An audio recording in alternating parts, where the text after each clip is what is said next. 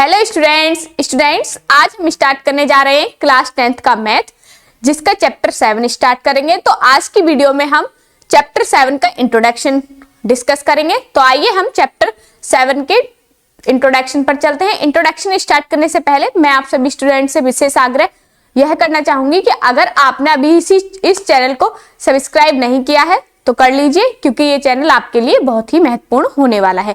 तो आइए हम जानते हैं। सबसे पहले इसमें है डिस्टेंस फॉर्मूला। डिस्टेंस फॉर्मूला क्या होता है?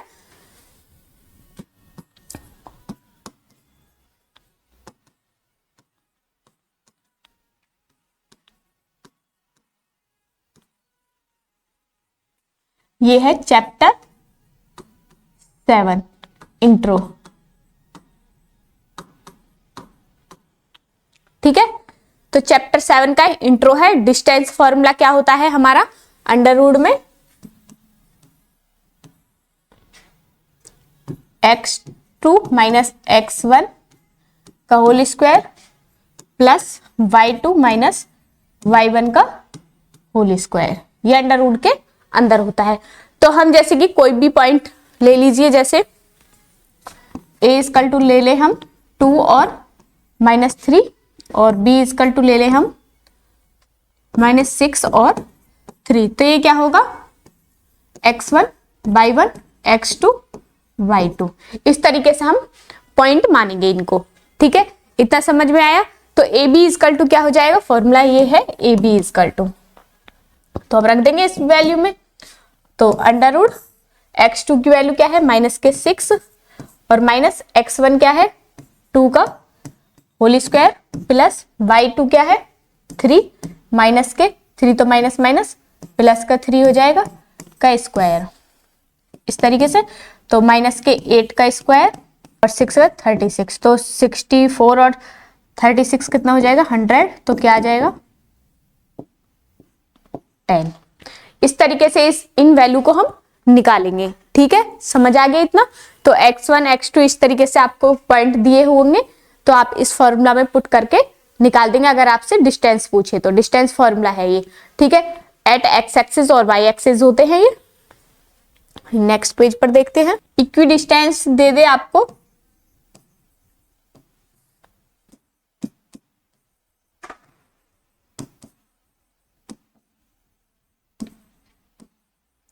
इक्वी डिस्टेंस तो एट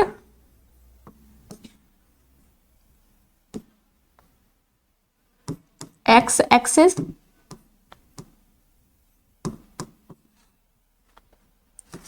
तो y इक्वल टू 0 और एट y एक्सिस यहां पर क्या होगा? x इक्वल टू 0, इस टाइप से। ठीक है, अगर आपसे बोले कि find the point on y axis which is equidistant from a and b, तब यही फॉर्मूला आप यूज करेंगे। तो आपको इस तरीके से 3 पॉइंट दे दे, जैसे कि a इक्वल टू दे दिया आपको -4 और 3, और b इक्वल टू दे दिया आपको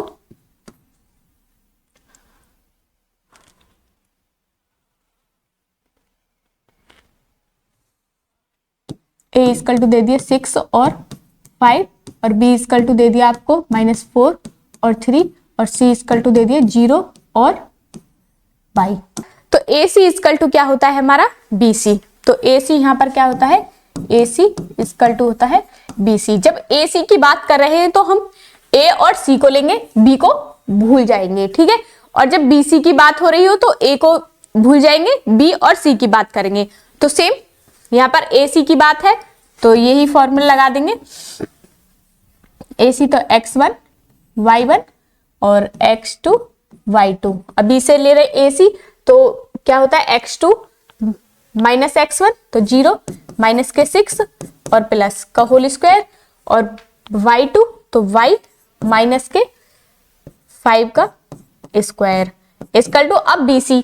तो BC तो ये x1 और y1, अब इसे भूल जाएंगे। ठीक है, तो क्या हो जाएगा? अंडर रूट में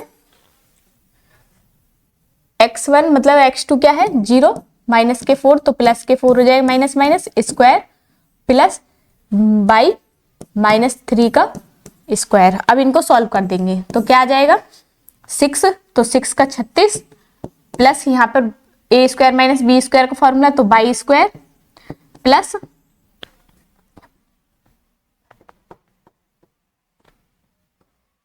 अब देखना है यहाँ एक लाइन और देख लीजिए, यहाँ अंडर रूट से अंडर रूट कैंसिल हो जाएगा तो यहाँ से क्या बचेगा 36 plus by square plus B square मतलब A square plus B square तो मतलब 5 का स्क्वायर तो 25 सीधी लिख देती हूँ मैं डायरेक्ट 25 और माइनस 2ab तो 10 बाई 5 दूनी 10 और बाई इसकल टू सेम यहाँ पर 16 plus by square plus 9 plus 9 3 दूनी 6 माइनस के 6 by.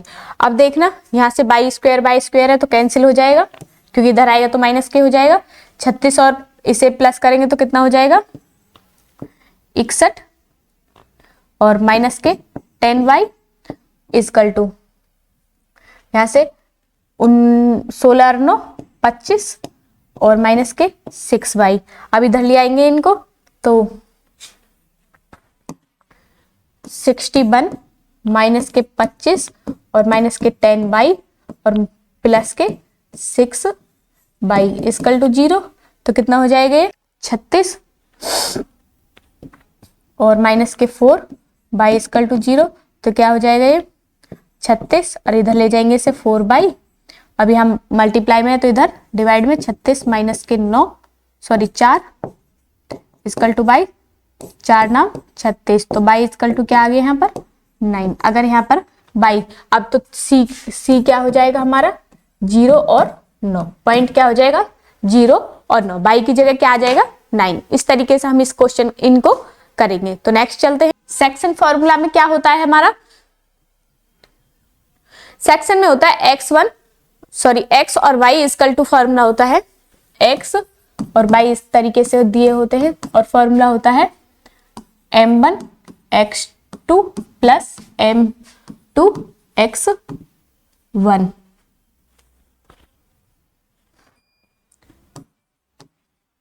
Upon m1 plus m2 same m1 y2 plus m2 y1 upon m1 plus m2 ये फॉर्मूला होता है। ठीक है, मान लो आपको इस तरीके से 2 पॉइंट दे दिए हैं a और b क्या दिया है 8 और 5 और ये दे दिया है 4 और -3। अगर आपसे यहाँ पर कुछ भी एक पॉइंट दे c और यहाँ पर m1 इजकल टू 3 दे दे और m2 इजकल टू दे दे 1 तब कैसे निकालेंगे तो फिर वैल्यू रख देंगे x और y इजकल टू m1 की वैल्यू क्या है 3 और x2 यहाँ x1 y1 यहाँ x2 और y2 x2 की वैल्यू है 8 प्लस m2 की वैल्यू क्या है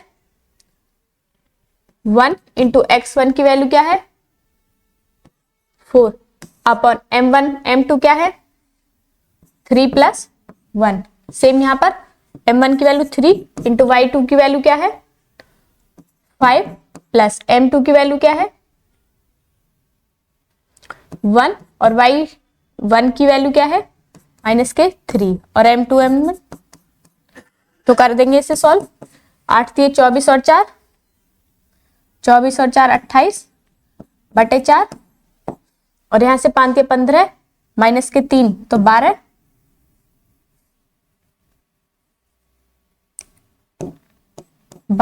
बटे 4 तो क्या हो जाएगा 7 चौक 28 तो 7 और 4 दिया 12 तो 7 और 3 तो ये x और y क्या आ जाएंगे सी पॉइंट पर। तो x क्या है 7 है और y क्या है 3 तो क्योंकि पहले है इस तरीके से इन्हें हम निकालेंगे। बहुत ही इजी चैप्टर होने वाला है लेकिन आपको पहले क्या करना पड़ेगा पहले आपको इंट्रोडक्शन समझना पड़ेगा ताकि आप क्वेश्चंस को इजीली कर पाए। तो इंट्रोडक्शन जरूर देखें, जब आप कोई भी चैप्टर स्टार्ट कर रहे हैं तो उससे पहले आप इंट्रोडक्शन जरूर देखें। जब आप इंट्रोडक्शन करेंगे, इंट्रोडक्शन करते करते ही बहुत सारी चीजें आपकी क्लियर हो जाएंगी, इसलिए मैं बोल रही हूँ कि आप इंट्रोडक्शन जरूर करें, ठीक है। अब इसी तरीके से है, अब अगर आपको M1 और M2 ना दे, ठीक है, X और Y दे दे, जैसे अभी हमने X और Y निकाले हैं, इसी प्रकार से आपको X और Y दे दे, आपसे क्या नहीं दे, M1 M2 ना दे, तो तब आप कैसे करेंगे ये मैं आपको बताती हूं नेक्स्ट पेज पर। तो जैसे कि X Y इक्वल टू क्या है, M1 X2 plus M2 X1 upon M1 plus M2। Same यहां पर M1 Y2 plus M2 Y1 upon M1 plus M2। ये हमारा फॉर्मूला है। तो हमें पता है यहां पर हमें क्या दिया हुआ है, 4 और -3, और यहां पर 8 और 5। अब यहां पर C हमें दे दिया C.7 और 3। अब यहां से हमें M1 और M2 इस तरीके से पूछ ले, तो हम क्या कैसे निकालेंगे, ये वैल्यू हमें निकालनी है, ठीक है। तो रख देंगे X1 क्या है हमारी 7 और 3, और X2 क्या है M1 इंटू 8 प्लस, और M2 हमें दिया नहीं है, और X1 क्या है 4 upon M1 plus M2। Same M1 Y2 की वैल्यू क्या है 5 प्लस M2 Y1 की वैल्यू क्या है -3। Same M1 plus M2। अब हमें क्या करना है, ये हमें पता है X की वैल्यू है और ये Y की, तो X वाले की X वाले के साथ लेंगे और जो Y वाला है Y वाले के साथ। जैसे कि 7, पहले हम X वाले को ही सॉल्व कर लेते हैं।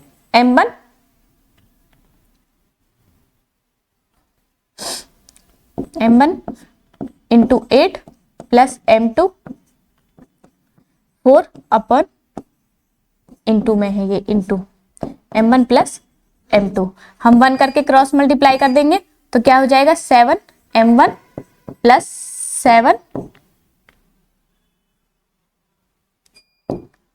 7 M2 equal to 8 M1 plus plus ये तो plus 4 M2।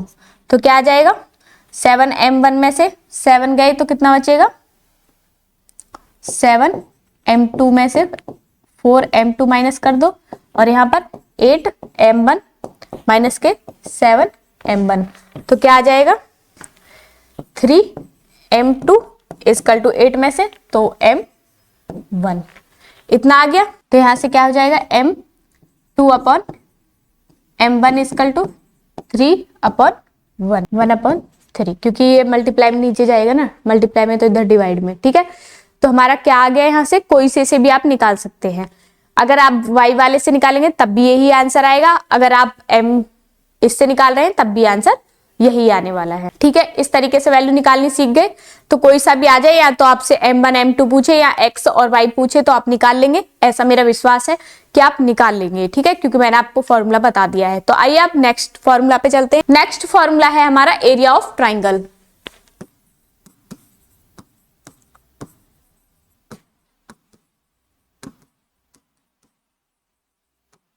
Area of triangle क्या होता है 1/2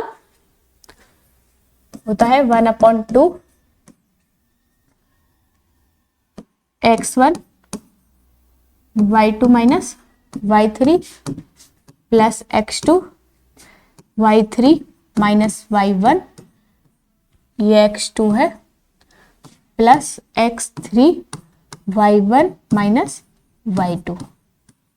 ये हमारा फॉर्मूला है, ठीक है।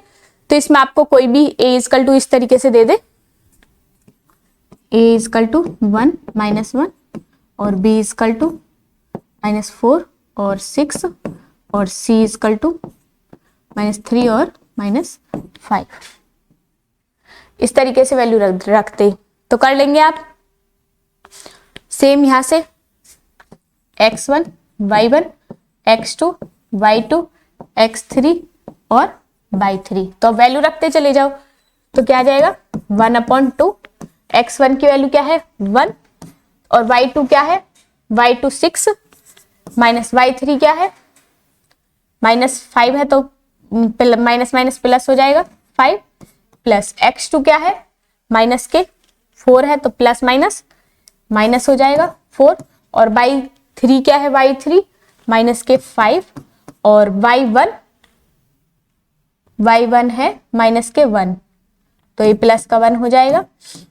प्लस x3 क्या है x3 माइनस का 3 है, तो -3 और यहां से y1 क्या है माइनस का 1 और y2 के क्या है हमारा प्लस के 6, तो माइनस प्लस माइनस हो जाएगा -6। अब इसे करेंगे सॉल्व आउट 2 और यहाँ से 11 ही हो जाएगा, 11 बन जाएगा 11 माइनस, अब यहाँ से बच्चा 4 4 4 जा 16 प्लस के 16 और यहाँ से माइनस, तो -7 3 जा 21 और माइनस माइनस प्लस, तो कितना आ जाएगा ये 1/2। यहाँ से 1 7 और 1 8 2 और 1 3 और 1 4 48, तो इसे काट देंगे 2 से, 2 2 जा 4 2 4 जा 8, तो कितना आ गया 24 स्क्वायर यूनिट। ठीक है, इस तरीके से इस क्वेश्चन को हम करेंगे। इस टाइप के अगर क्वेश्चन आते हैं तो आप इस तरीके से इन क्वेश्चंस को करेंगे। ठीक है, तो स्टूडेंट्स इसी प्रकार, और आपको एक बात और ध्यान रखनी है इसमें कि इसमें कभी भी जब आप एरिया ऑफ ट्राइंगल निकाल रहे हैं तो वैल्यू हमारी इसमें माइनस नहीं आएगी, हमेशा प्लस में ही आएगी, ये ध्यान रखना है आपको। तो स्टूडेंट्स आज की वीडियो में बस इतना ही। मुझे पूरा विश्वास है कि आपको जो, तो स्टूडेंट्स हमारे चैप्टर 7 का इंट्रोडक्शन यहाँ पर समाप्त होता है। तो मुझे पूरा विश्वास है चैप्टर 7 का इंट्रोडक्शन आपको अच्छे से समझ आया होगा। अगर कहीं भी आपको कोई प्रॉब्लम है या कोई क्वेश्चन समझ नहीं आया, कोई फॉर्मूला समझ नहीं आया, तो आप पूछ सकते हैं। तो नेक्स्ट वीडियो में हम इस चैप्टर को स्टार्ट करेंगे, इसकी एक्सरसाइज करेंगे। तो स्टूडेंट्स आज की वीडियो में बस इतना ही, मिलते हैं नेक्स्ट वीडियो में, तब तक के लिए धन्यवाद, नमस्कार।